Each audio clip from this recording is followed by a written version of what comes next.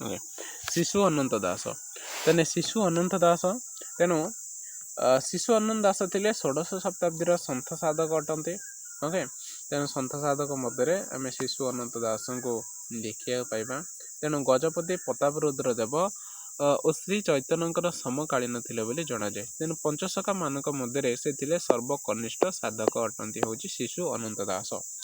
तेणु जन्म समय केबे तेणु पंडित सूर्यनारायण दास तांकर ओडिया साहित्य इतिहास ग्रंथरे कविंकर जन्म समय देइचंदी पुरुषोत्तम देवंकर राजत्व 25 अंक अर्थात 1486 ख्रीष्टाब्द।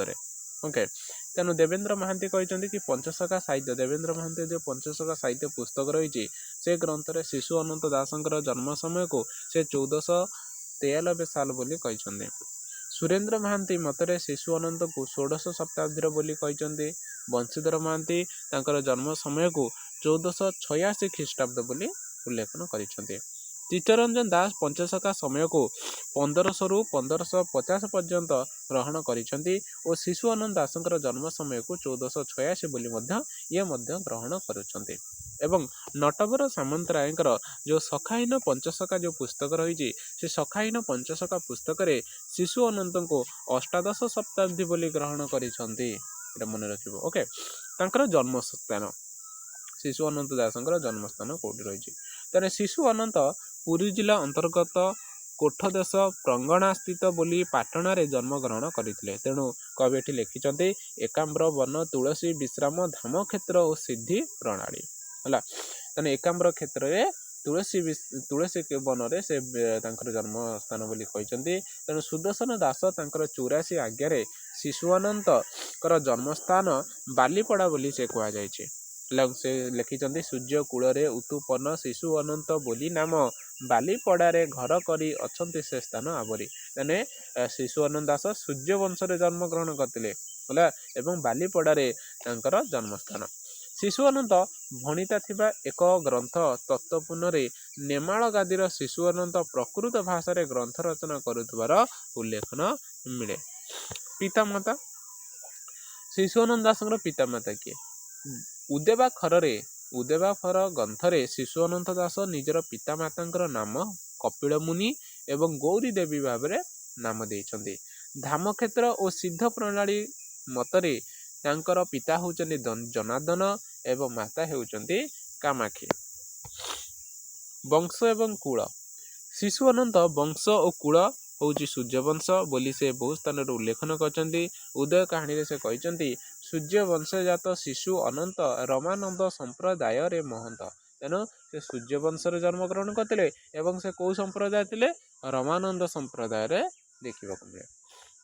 तांकर रचना बड़ी गुड़िक तेणु शिशु अनंत दासंकर भजन मालिका अनंत दासंकर गुप्तवाणी अर्थतारिणी उदेवाखर कलिमालिका कलि भागवत गुप्त ब्रह्मतत्व दर्शन गरुड़ केशव संवाद चौतीसा चुंबक आगत भविष्यत मालिका तत्वपूर्ण गीता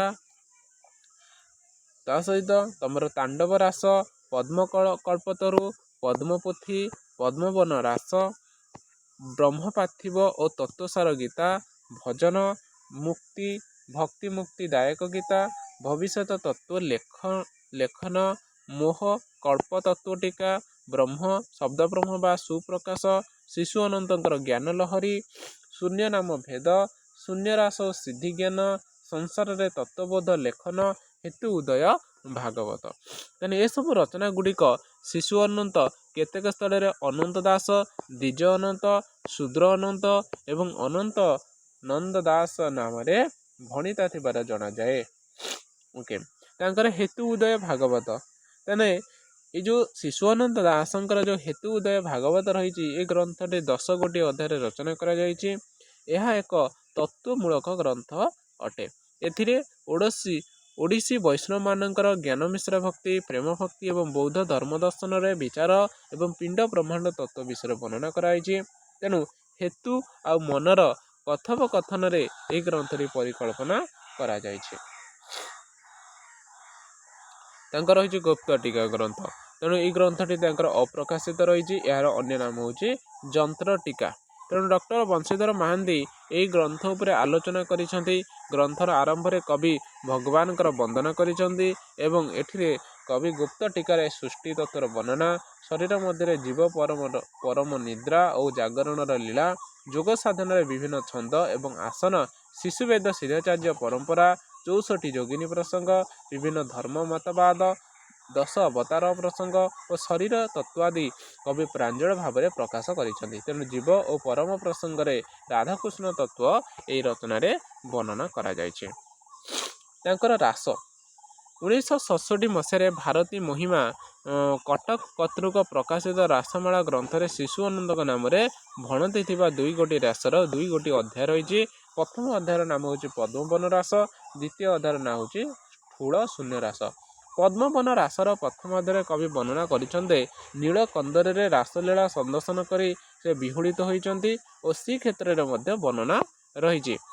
ଠୁଳ ଶୂନ୍ୟ ରାସରେ ଏହି ଗ୍ରନ୍ଥରେ ପ୍ରଥମ ଅଧ୍ୟାୟରେ କବି କିଶୋରୀଙ୍କ ମୁଖରେ ଦୂତୀଙ୍କ ମନକୁ ନେଇ ଅମନରେ ଘଟାଇବା ନିମନ୍ତେ ଉପଦେଶ ପ୍ରଦାନ କରିଛନ୍ତି ଏବଂ ଏଥିରେ କାୟା ସାଧନା ବିଷୟରେ ବର୍ଣ୍ଣନା କରାଯାଇଛି। ଏସବୁ ଗୁଡ଼ିକ ହେଉଛି ଆମର ଶିଶୁ ଅନନ୍ତ ଦାସଙ୍କ ଦ୍ୱାରା ରଚନା କରାଯାଇଅଛି।